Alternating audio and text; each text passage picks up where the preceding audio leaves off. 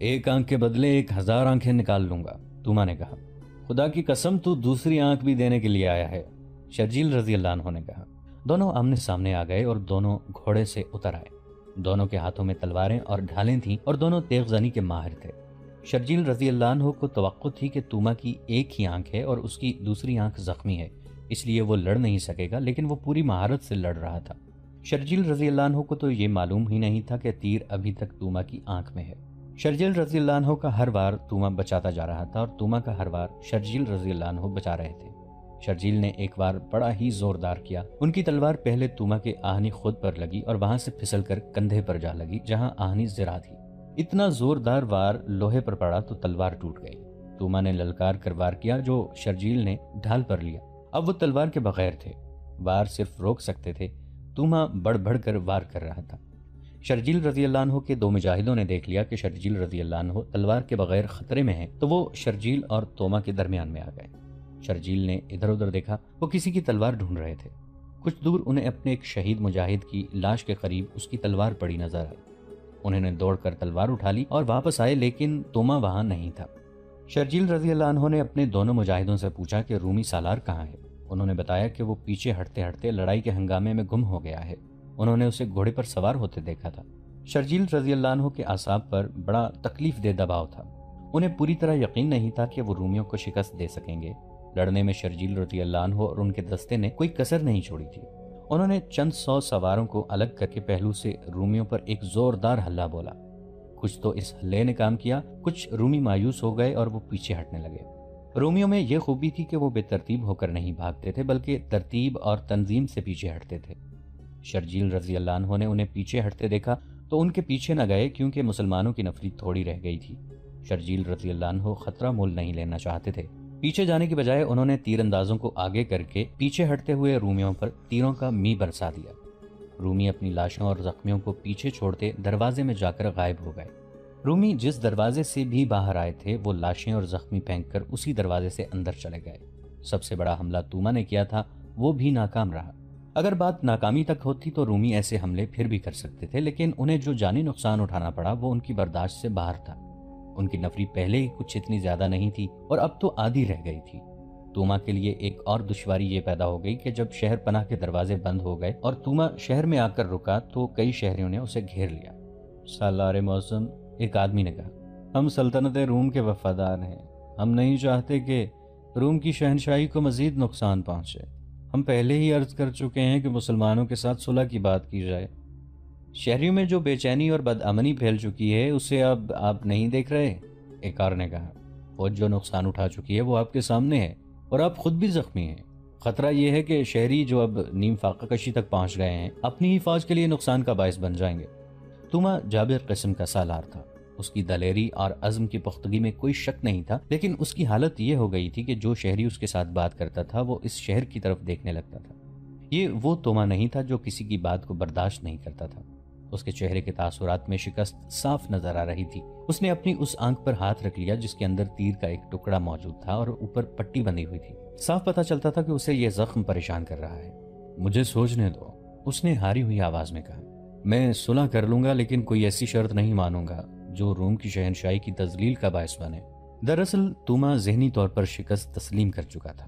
اس کے سامنے اب یہی ایک مسئلہ رہ گیا تھا کہ کوئی ایسی صورت پیدا ہو کہ مسلمانوں کے ساتھ باعزت سمجھوتا ہو جائے۔ مورخوں کے بیانات کے مطابق اسے کسی نے بتایا کہ مسلمانوں کے نائب سالار ابو عبیدہ رضی اللہ عنہ نرم مزاج اور صلح جو انسان ہیں، اگر ان تک رسائی ہو جائے تو باعزت سمجھوتا ہو جائے گا۔ خالد رضی اللہ عنہ کے متعلق وہ جانتا تھا کہ وہ مکمل شکست اور ہتھیار ڈالنے سے کم بات نہیں کرتے۔ توما نے اپنے مشیروں کو بلایا۔ باہر مسلمانوں کی کیفیت یہ تھی کہ ان کے حوصلے بڑھ گئے تھے اور وہ للکار رہے تھے کہ رومیوں شہر ہمارے حوالے کر دو، لیکن شہر میں داخل ہونے کا کوئی ذریعہ نظر نہیں آتا تھا۔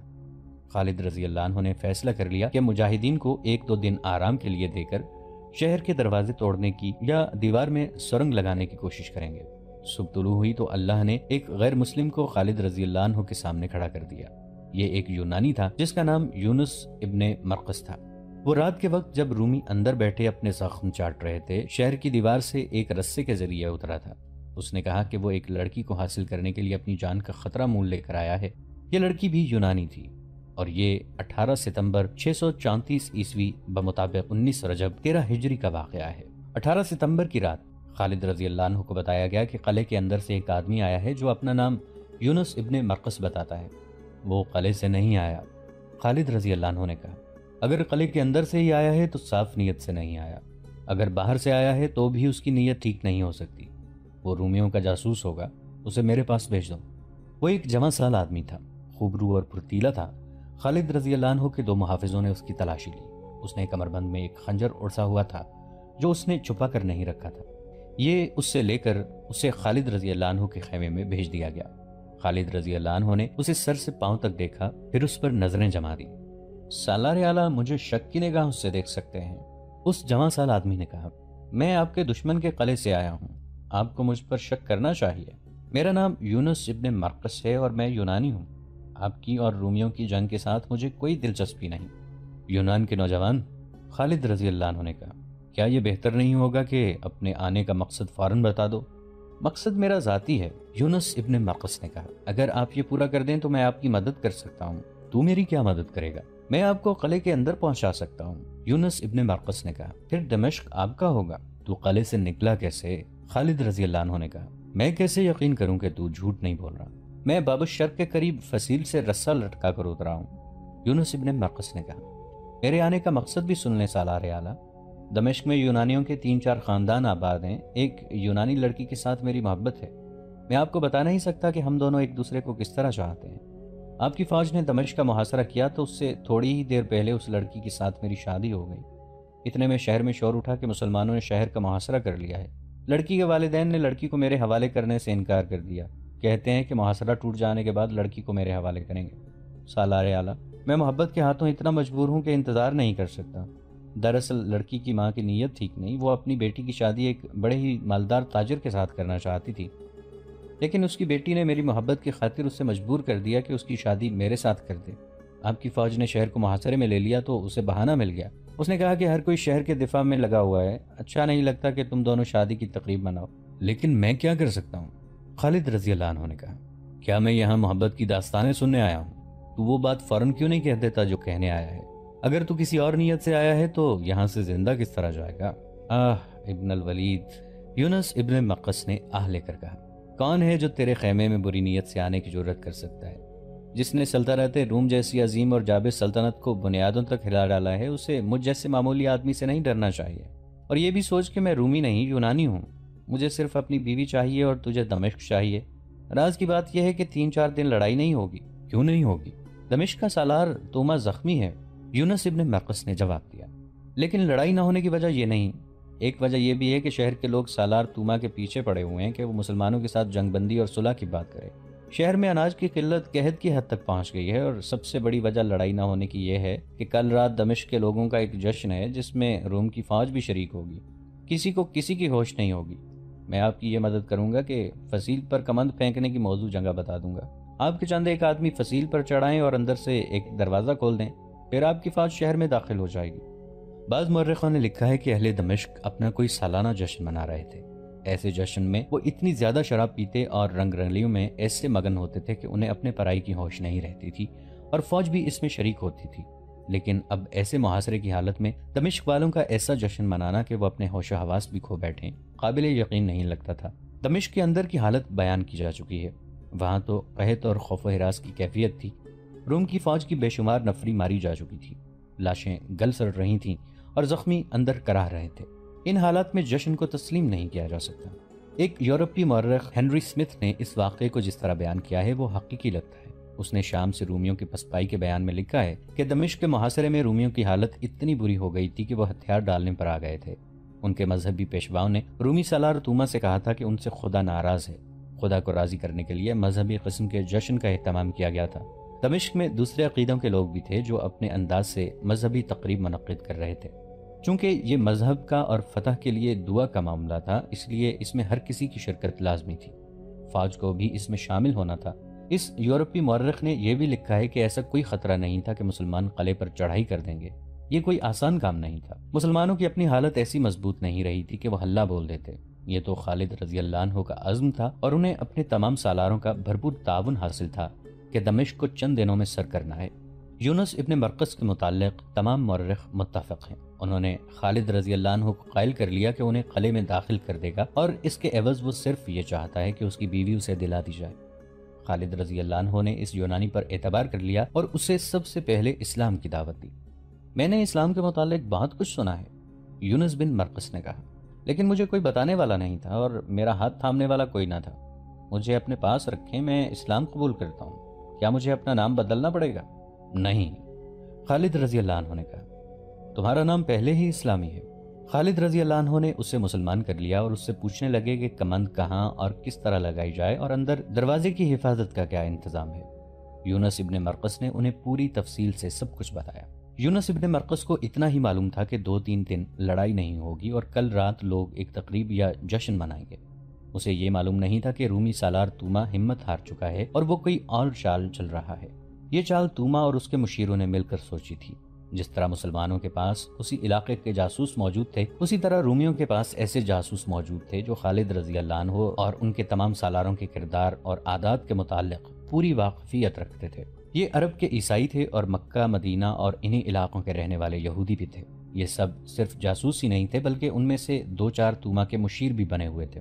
توما نے باہر نکل کر مسلمانوں پر حملے کیے تھے، پورا زور لگا دیا تھا، مگر سوائے جانی نقصان کے اسے کچھ بھی حاصل نہیں ہوا تھا۔ شہریوں نے اسے الگ پریشان کر رکھا تھا۔ شہر میں خوراک ختم تھی اور اس کی اپنی حالت یہ تھی کہ ایک تیر کا اگلا حصہ اس کی آنکھ میں اترا ہوا تھا اور اوپر پٹی بندھی ہوئی تھی۔ پھر بھی میں شہر کو تباہی اور لوٹ مار سے اور لوگوں کو قتل عام سے بچانا چاہتا ہوں۔ توما نے اپنے سالاروں اور مشیروں کو بلا کر انہیں اپنی صورتحال بتائی اور کہا، ہم اب لڑ نہیں سکتے، مسلمان آسانی سے اندر نہیں آ سکتے، لیکن اناج اور رسد کا جو حال ہے وہ تم سب جانتے ہو۔ مسلمانوں نے صرف محاصرہ ہی جاری رکھا تو لوگ بھوک سے مرنے لگ جائیں گے اور وہ بغاوت بھی کر سکتے ہیں۔ ایک مشیر نے کہا، بغاوت کریں یا نہ کریں؟ توما نے کہا، یہ میرا فرض ہے کہ انہیں ہر تکلیف سے بچائے رکھوں۔ مجھے تمہارے مشوروں کی ضرورت ہے۔ کیا کوئی ایسی صورت ہو سکتی ہے کہ ہم شہر خالی کرنا چاہیں تو مسلمان ہمیں اجازت دے دیں اور ہمیں کوئی نقصان نہ اٹھانا پڑے؟ خالد بن ولید بڑا جابر سالار ہے، ایک یہودی مشیر نے کہا، وہ ہمیں پرامن طریقے سے نہیں نکلنے دے گا۔ اس کی فوج کا جو نقصان ہو چکا ہے وہ کبھی نہیں بخشے گا، ہمیں کہے گا کہ اسلام قبول کرو۔ یہ میں کبھی نہیں کروں گا، توما نے کہا۔ اگر آپ نہیں کریں گے تو وہ آپ سے اتنا تاوان مانگے گا جو آپ اپنے خزانے کے علاوہ لوگوں کے گھروں سے اکٹھا کریں تو بھی مشکل سے پورا ہوگا، یہودی مشیر نے کہا۔ توما گہری سوچ میں پڑ گیا۔ ان میں کوئی ایسا سالار ہے جو نرم مزاج ہو؟ اس نے پوچھا۔ ابو عبیدہ، یہودی نے جواب دیا، بڑا ہی قابل، بڑا ہی دلیر سالار ہے، مگر رحم دل ہے۔ اپنی فوج میں اس کی کیا حیثیت ہے؟ ابن الولید کے بعد حیثیت ابو عبیدہ کی ہے، دوسرے یہودی نے کہا۔ ان کی خلافت میں جو قدر و منزلت ابو عبیدہ کی ہے وہ ابن الولید کی نہیں۔ ابن الولید کا درجہ اس کے بعد کا ہے۔ تمام مسلمان خود خلیفہ اور ابن الولید ابو عبیدہ کا احترام کرتے ہیں۔ یہاں سے توما کے دماغ میں ایک فریب کاری آ گئی۔ یہودی اور عیسائی عرب مشیروں اور دانشوروں نے اس کی رہنمائی اور مدد کی اور ایک منصوبہ تیار ہو گیا جو مختصراً اس طرح تھا کہ توما ابو عبیدہ رضی اللہ عنہ کے آگے اس شرط پر ہتھیار ڈالے گا کہ اسے اس کی فوج اور شہر کے ہر اس باشندے کو جو شہر چھوڑ کر جانا چاہے، اسے اس کے مال و اسباب، عورتوں اور بچوں سمیت نکل جانے دیا جائے۔ شہر میں لوٹ مار نہ ہو۔ توما نے یہ فیصلہ کر لیا تھا کہ وہ جزیہ ادا کرے گا۔ یہ بھی طے پایا کہ خالد رضی اللہ عنہ کو قبل از وقت پتہ نہ چلے۔ یہ منصوبہ اس بنیاد پر بنایا گیا تھا کہ ابو عبیدہ رضی اللہ عنہ شہر کے اس دروازے یعنی باب جابیہ کے سامنے اپنے دستوں کے ساتھ تھے جو اس دروازے یعنی باب شرق کے بالمقابل تھا۔ دونوں دروازوں کے درمیان پورا شہر حائل تھا اور فاصلہ 1 میل سے کچھ زیادہ تھا۔ توما آسانی سے اپنے الجی ابو عبیدہ کے پاس بھیج سکتا تھا۔ توما نے یہ کانفرنس اس رات سے 2-3 راتیں پہلے منعقد کی تھی جس رات یونس ابن المرقس خالد رضی اللہ عنہ کے پاس گیا تھا۔ اگلی رات کا واقعہ ہے۔ خالد رضی اللہ عنہ، قیقاع اور ایک بڑے بہادر مجاہد اور بن عدی شہر پناہ کے دروازے باب مشرق سے کچھ دور کھڑے تھے۔ ان کے ہاتھوں میں رسے تھے، دیوار کے ساتھ لگے 100 مجاہدین کھڑے تھے۔ یہ سارے لشکر میں سے چنے ہوئے نڈر اور ذہین مجاہدین تھے۔ یونس ابن مرقس خالد رضی اللہ عنہ کے ساتھ تھا۔ اس نے خالد رضی اللہ عنہ کو یہ جگہ بتائی، وہ رسے کے ذریعے یہیں سے اترا تھا۔ خالد رضی اللہ عنہ اپنی زندگی کا بہت بڑا خطرہ مول لے رہے تھے۔ وہ سپہ سالار تھے، انہیں اوپر نہیں جانا چاہیے تھا۔ پکڑے جانے کا امکان تھا، مارے جانے کا خطرہ تھا، لیکن اس خطرے میں وہ کسی اور کو نہیں ڈالنا چاہتے تھے۔ انہیں اعتماد تھا کہ ان کے نہ ہونے سے مجاہدین میں بددلی نہیں پھیلے گی اور ابو عبیدہ رضی اللہ عنہ ان کی جگہ لے لیں گے۔ یہ فیصلہ پہلے ہی ہو چکا تھا کہ خالد رضی اللہ عنہ کی غیر حاضری میں سالار اعلیٰ ابو عبیدہ رضی اللہ عنہ ہوں گے۔ خالد رضی اللہ عنہ نے اپنے ہاتھ سے کمند اوپر پھینکی۔ دیوار کی بلندی 13-14 گز تھی۔ کمند دیوار کے اوپر اٹک گئی۔ انہوں نے کچھ دیر انتظار کیا۔ دیوار پر کوئی حرکت نہ ہوئی، جس کا مطلب یہ تھا کہ اوپر کوئی نہیں ہے۔ اگر کوئی تھا بھی تو اسے پتہ نہیں چلا کہ دیوار پر کمند پھینکی جا چکی ہے۔ خالد رضی اللہ عنہ نے اپنے آپ کو مزید خطرے میں یوں ڈالا کہ سب سے پہلے خود کمند کے ذریعے اوپر گئے۔ ان کے پیچھے قیقاع اور مزعور اوپر گئے۔ اوپر کوئی بھی نہیں تھا۔ دیوار کا یہ حصہ شہر سے کچھ دور تھا۔ شہر کی آوازوں سے پتہ چلتا تھا کہ لوگ جاگ رہے ہیں اور کسی تقریب میں مصروف ہیں۔ خالد رضی اللہ عنہ کو یقین آ گیا کہ یونس ابن مرقس انہیں دھوکہ نہیں دے رہا۔ انہوں نے دیوار یعنی شہر کی فصیل کے ساتھ وہ 3-4 رسے باندھ کر نیچے لٹکا دیے جو اسی مقصد کے لیے ساتھ لے گئے تھے۔ ان کے 100 مجاہدین میں سے 50 ان رسیوں سے اوپر چلے گئے۔ یونس ابن مرقس بھی ان کے ساتھ گیا۔ وہ خالد رضی اللہ عنہ کا گائیڈ تھا۔ خالد رضی اللہ عنہ نے ان جانبازوں سے کچھ کو اس کام کے لیے دیوار پر بٹھا دیا کہ رومی فوج کے آدمی اگر اوپر آ جائیں تو انہیں ختم کر دیں، لیکن خاموشی سے، تاکہ شہر میں کسی کو پتہ نہ چلے۔ ہر کام خاموشی سے کرنا تھا۔ خالد رضی اللہ عنہ نے قیقاع اور مزعور کو اپنے ساتھ رکھا اور 50 جانبازوں سے باقی کو اپنے ساتھ فصیل سے اتار کر لے گئے۔ جو ہی دیوار سے اترے انہیں کسی کی باتیں سنائی دیں۔ رومی سپاہی۔ یونس ابن مرقس نے خالد رضی اللہ عنہ کے کان میں سرگوشی کی۔ میں ان کی زبان سمجھتا ہوں، انہیں ان کی زبان میں روب سے کہو کہ جلدی چلو۔ خالد رضی اللہ عنہ نے یونس ابن مرقس سے کہا اور اپنے جانبازوں سے کہا، تلواریں نکال لو اور اتنی تیزی سے وار کرنے ہیں کہ رومیوں کو منہ سے کوئی آواز نکالنے کی مہلت نہ ملے۔ یونس ابن مرقس نے فوجی افسروں کی طرح بڑے روب سے رومی سپاہیوں کو بلایا۔ ان کے آنے تک خالد رضی اللہ عنہ کے جانباز گھیرے کی ترتیب میں ہو گئے۔ رومی سپاہی کم و بیش 40 تھے۔ وہ دوڑے آئے۔ رات کا وقت تھا۔ چاند آدھی رات کے لگ بھگ افق سے اٹھتا تھا۔ جب رومی سپاہی آ رہے تھے اس وقت چاند شہر کی فصیل سے اوپر آ گیا تھا۔ رومی سپاہی خالد رضی اللہ عنہ کے جانبازوں کو اپنے آدمی سمجھے ہوں گے۔ وہ قریب آئے تو مسلمان جانباز تلواروں سے ان پر ٹوٹ پڑے۔ ان میں سے 7-8 نے تلواریں نکالیں اور مقابلے کی کوشش کی، لیکن مارے گئے، مگر خاموشی ٹوٹ گئی۔ 2-3 رومی سپاہیوں نے زخمی ہوتے ہی بڑی اونچی آوازوں میں شور بپا کیا کہ مسلمان قلعے میں داخل ہو گئے ہیں، اب دروازہ فوراً کھلنا چاہیے۔ خالد رضی اللہ عنہ نے کہا، رومی فوج کو آنے میں زیادہ وقت نہیں لگے گا، میرے پیچھے آؤ۔ جہاں دروازہ تھا وہاں ڈیوڑی تھی۔ خالد رضی اللہ عنہ اپنے جانبازوں سے آگے تھے۔ وہ دوڑتے ہوئے دروازے والی ڈیوڑی میں گئے۔ وہاں صرف 2 رومی سپاہی تھے جن کے ہاتھوں میں برچیاں تھیں۔ وہ شور سن چکے تھے، اس لیے مقابلے کے لیے تیار تھے، لیکن خالد رضی اللہ عنہ نے انہیں مقابلے کی زیادہ مہلت نہ دی۔ ایک کو خالد رضی اللہ عنہ نے اور دوسرے کو قیقاع رضی اللہ عنہ نے مار ڈالا۔ دروازہ کھولو، خالد رضی اللہ عنہ نے حکم دیا، اور زیادہ آدمی باہر تیار رہو، رومی آ رہے ہیں۔ دروازے کے اندر کی طرف بڑے وزنی تالے لگے ہوئے تھے اور بڑی زنجیریں باندھ کر دروازے کو مستحکم کیا ہوا تھا۔ بڑی مشکل سے تالے توڑے گئے اور زنجیریں بھی اتار دی گئیں۔ خالد رضی اللہ عنہ دروازہ کھول کر باہر نکلے۔ ان کے باقی 50 جانباز باہر کھڑے تھے۔